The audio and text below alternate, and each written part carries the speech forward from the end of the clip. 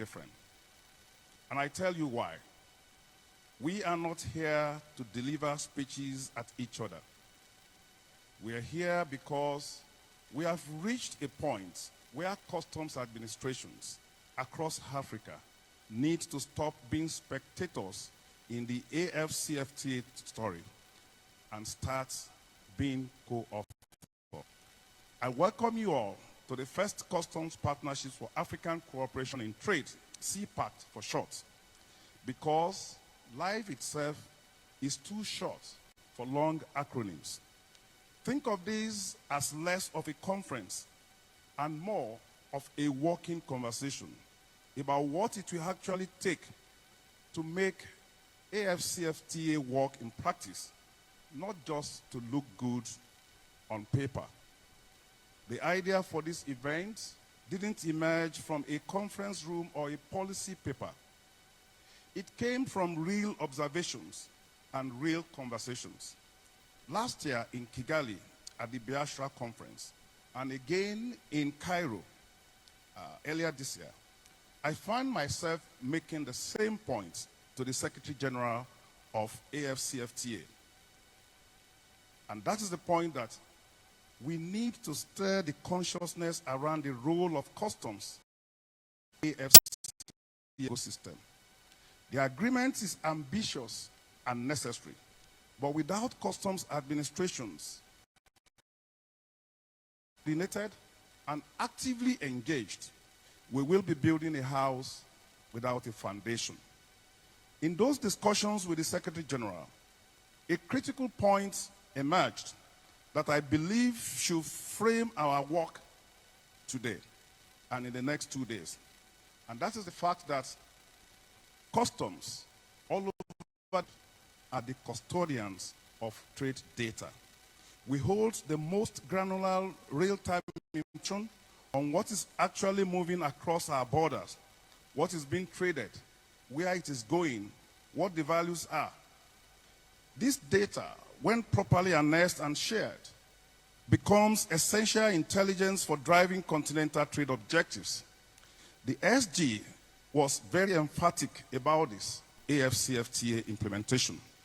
What we do with these continental agreements cannot be driven from outside our continent. It must be anchored in African realities, led by African institutions, and sustained by African commitments. More recently, during discussions with Afreximbank, particularly in my last engagement with the Vice President in Cairo, this conversation has centered on something equally crucial, and that is the need for more institutional integration of resources and systems that complement each other in advancing AFCFTA. We cannot continue to work in silos. Our trade finance mechanisms, customs procedures, payment systems, and regulatory frameworks need to speak to one another. That integration is what we lead and translate to policy ambition into operational reality. What became clear from all our discussions is that we do need a platform, a practical forum where we could assess where we are, share what is working, and honestly confront what is not. And I should say, bringing this vision to life hasn't been a small feat. I want to acknowledge the tireless efforts of the organizing teams from Customs, the Secretariat of AFCFTA, and Afreximbank, who worked through the past 16 weeks, every week, to ensure that the necessary concessions were reached and that we could stand here today with a program worthy of our time and attention.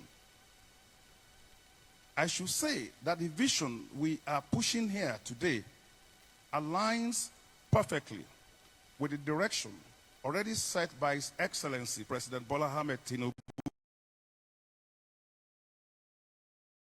about his commitment to improving trade nationally through trade-friendly policies, with growing intra-African trade at the center of his strategic thinking. That presidential vision gives this gathering added significance and underscores Nigeria's determination to be at the forefront of continental integration. And of course, we are beginning to see tangible evidence that this approach is working.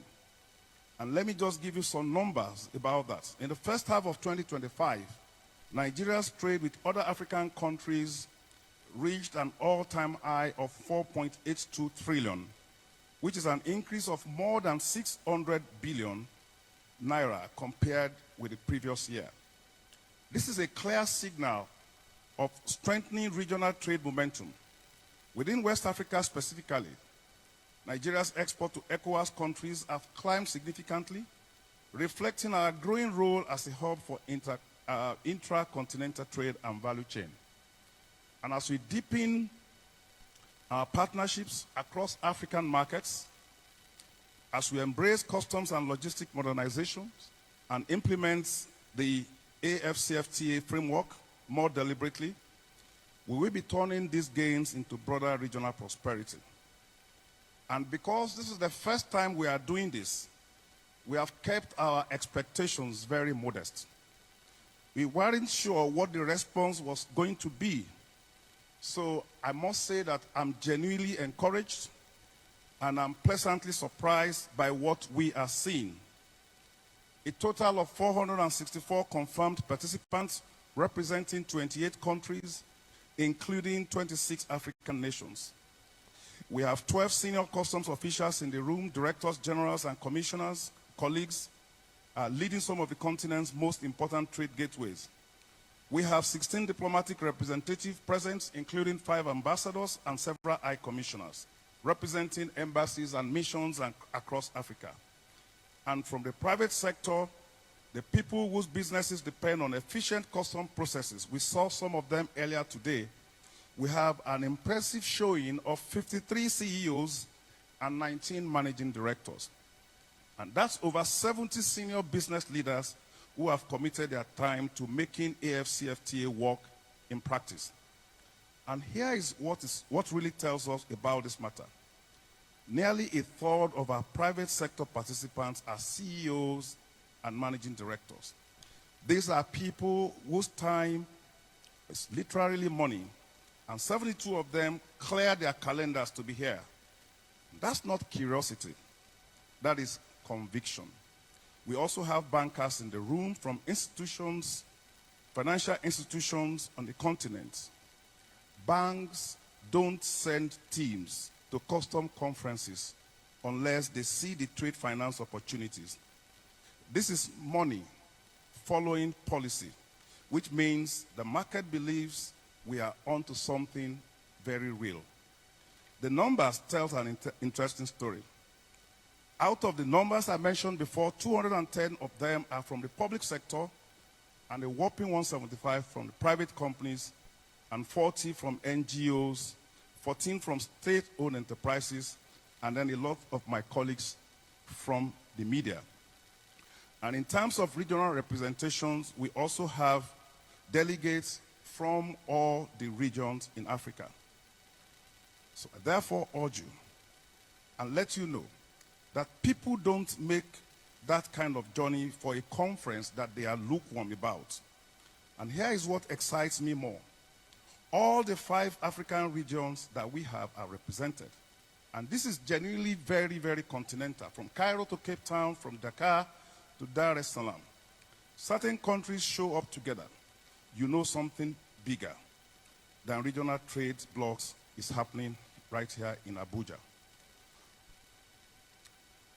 Would we have loved to see bigger numbers and more balanced regional representation?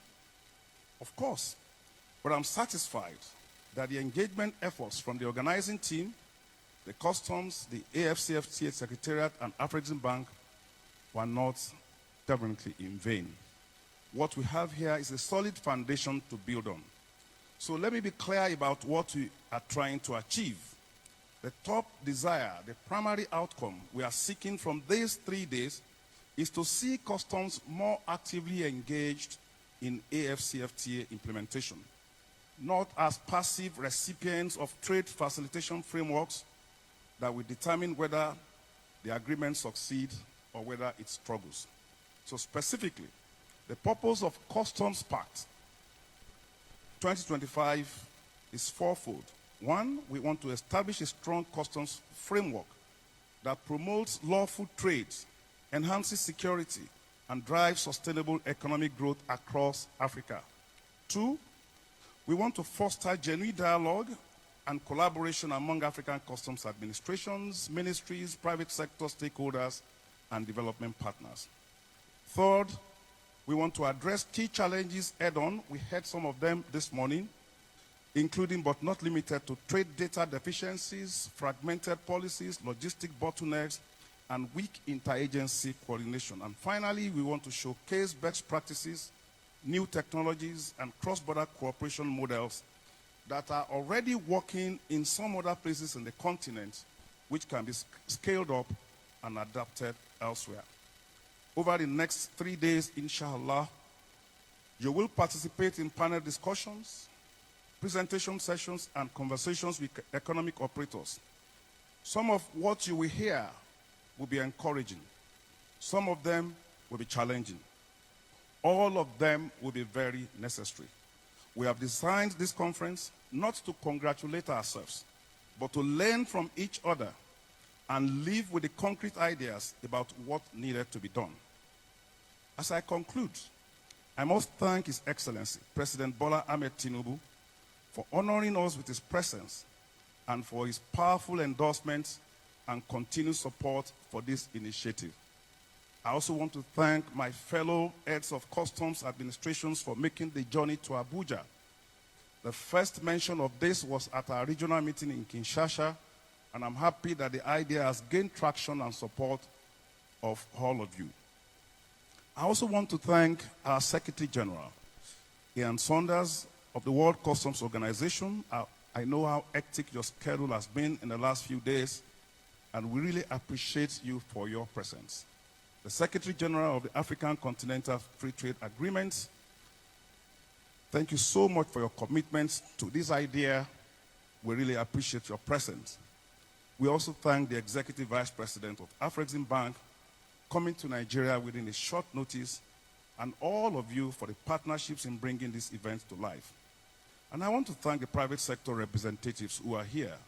Your perspectives are essential to everything we are going to be accomplishing. This is the beginning of something very, very important. I urge all of you, let's make it count. Thank you for your attention.